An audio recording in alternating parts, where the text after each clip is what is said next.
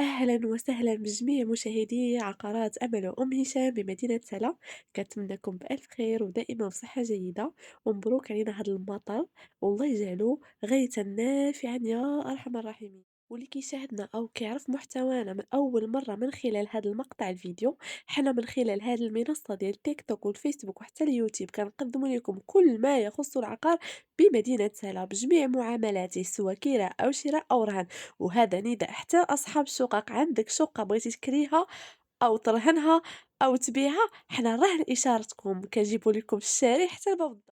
والاقتراح العقاري ديال اليوم هو شقة مميزة معروضة للبيع بمدينة سلا. سعيد حجي جات في الضحى الجزيرة سلا.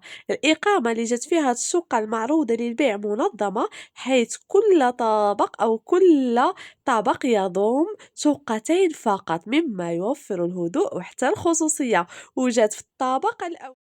وزيادة عن ذلك تتوفر على جوج ديال الواجهات اللي كيخليها مشمسة ومضوية طول النهار.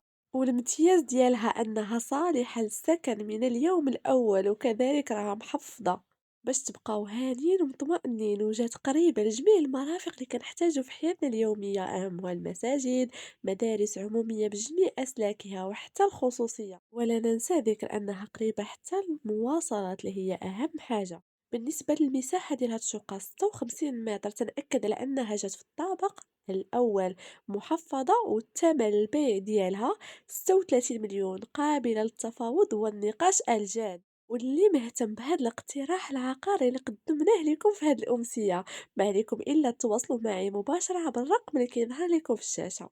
وأخيرا وليس أخيرا، وأكيد إذا كنتوا باغين فرصة عقارية مميزة ونصائح مفيدة، ما تنساوش ديروا لينا متابعة، وخليكم ديما سباقين لأحسن العروض مع عقارات أمل وأم هشام بمدينة عروض مميزة عبر صفحتنا فقط. وخليتكم على خير، وفي أمان الله.